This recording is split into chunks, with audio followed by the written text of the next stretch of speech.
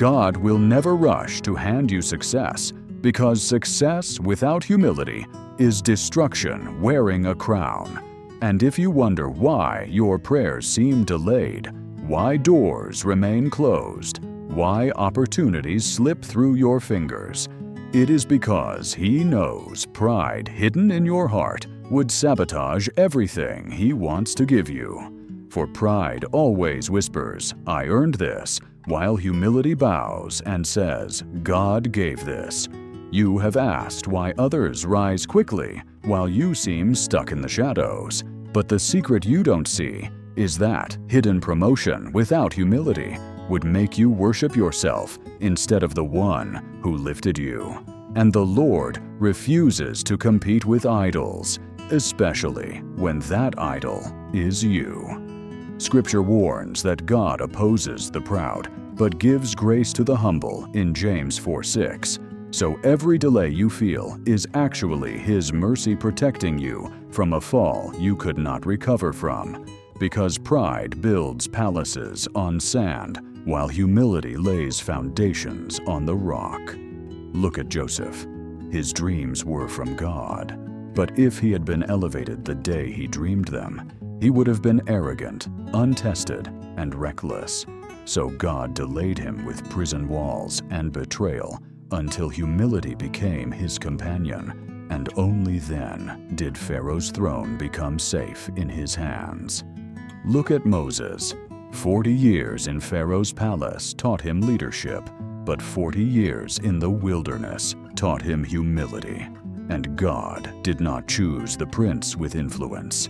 He chose the shepherd who learned to bow low in obscurity, because only then could he stand before Pharaoh without pride corrupting his mission. Your hidden delays are not punishments. They are warnings. They are secret alarms from heaven that you are still clinging to your own strength, still measuring yourself by comparison, still aching for recognition more than obedience. And until humility dethrones your ego, success will remain chained out of reach. Pride is subtle. It doesn't always look like arrogance. Sometimes it hides as insecurity, the need to prove yourself, the craving to be seen, the silent thought that you deserve more than you have. But God will strip you down, delay your ascent, and keep you waiting until those roots are exposed, because success without surrender turns chosen ones into counterfeit kings. The shocking truth is that God is not delaying because He cannot bless you. He is delaying because He will not destroy you, and He knows that blessing in the hands of pride is a weapon against your soul. Think of Nebuchadnezzar. Exalted to greatness, he walked in pride and lost his mind, eating grass like an animal. And only when humility broke him did his kingdom return in Daniel 4:37. And this stands as a warning to you that the higher you are called, the deeper your humility must run, or else your fall will be devastating. Even Paul, who carried revelations and power, was given a thorn in the flesh to keep me from becoming conceited in 2 Corinthians 12:7, proving that God does not apologize for delaying or limiting your success if it keeps you dependent on Him, for dependence is the soil where true authority grows. You may secretly think you are ready, but God knows what hidden pride would do to you if He gave you everything now. So He withholds, He humbles, He delays, and while you cry out in frustration, He is shaping you into someone who can hold the weight of glory without collapsing under it. This is why some doors only open after years of silence. This is why some prayers only break through after countless tears. This is why some breakthroughs seem cruelly slow. It is not cruelty, it is calibration. Because humility is not taught in classrooms, it is carved through waiting, through rejection, through obscurity, through failure. And every delay is chiseling away the parts of you that cannot survive success.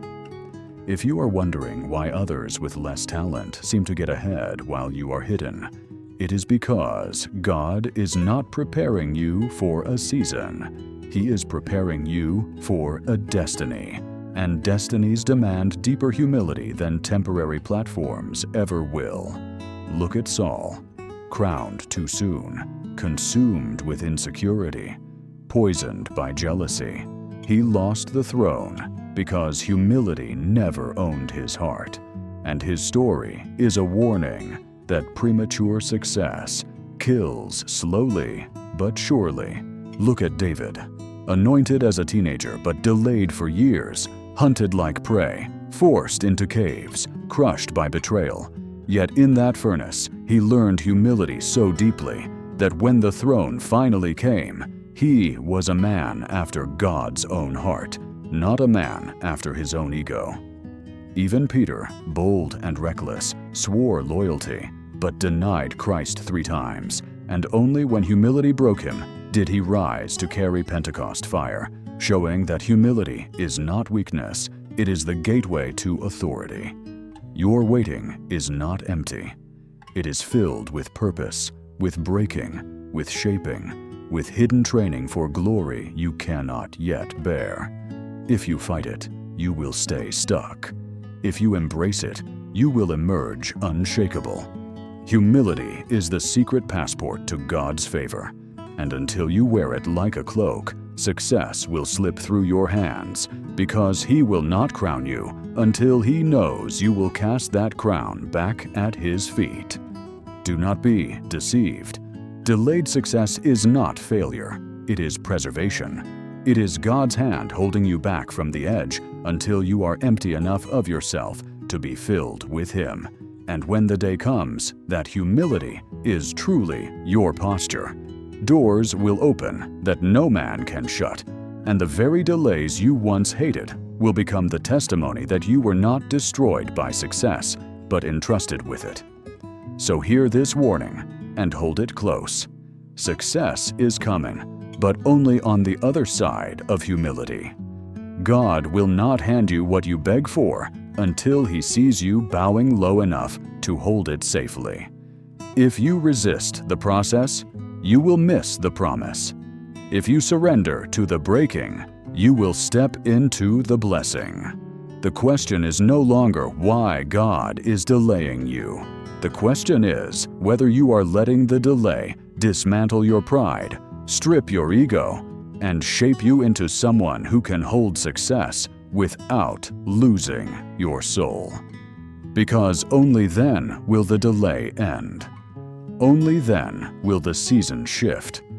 Only then will the crown rest safely on your head, not as a trophy of pride, but as a testimony of grace.